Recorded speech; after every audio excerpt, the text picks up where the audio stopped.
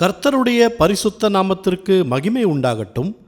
இன்றைய நாளிலும் கர்த்தர் நமக்கு தரக்கூடிய நல்வார்த்தை ஏசாயா 41 அதிகாரம் 10 வசனம்.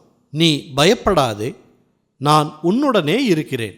திகையாதே, நான் உன் தேவன். நான் உன்னை பலப்படுத்தி உனக்கு சகாயம் பண்ணுவேன். என் நீதியின் வலது கரத்தினால் உன்னை தாங்குவேன். பிரியமானவர்களே, கர்த்தர் என்றென்றைக்கும் நம்மோடு இருக்கிறார். அவர் நம்மோடு இருந்து அவருடைய கரத்தினால் நம்மை தாங்கி வழிநடத்துவேன் என்று சொல்லுகிறார்.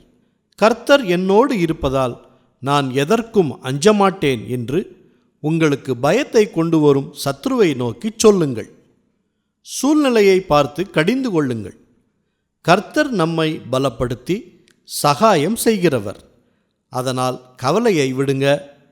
கர்த்தருடைய வார்த்தையை விசுவாசிங்க, பலப்படுங்க. கர்த்தர் பெரிய காரியங்களை செய்வார். ஜெபிப்போமா. நல்ல தகப்பனே, இந்த நல்வார்த்தையை தந்ததற்காக நன்றி செலுத்துகிறோம். இன்றைக்கும் சூழ்நிலையை பார்த்து பயத்துடன் இருக்கும் மக்களுக்காக ஜெபிக்கிறோம்.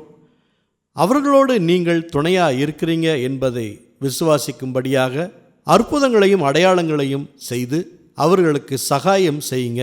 சத்துரு கொண்டு வரும் பயத்திலிருந்து அவர்களை விடுவித்து சமாதானத்தினால் நிரப்புங்க. எல்லா துதி கன மகிமை எல்லாவற்றையும் உமக்கே செலுத்துகிறோம். இயேசு கிறிஸ்துவின் நாமத்தில் ஜெபிக்கிறோம் பிதாவே. ஆமேன், ஆமேன். இந்த நல்வார்த்தையை மற்றவர்களுக்கும் பகிர்ந்து மற்றவர்களுக்கும் ஆசீர்வாதம் கிடைக்கச் செய்யுங்கள். கர்த்தர் உங்களை அளவில்லாமல் ஆசீர்வதிப்பாராக.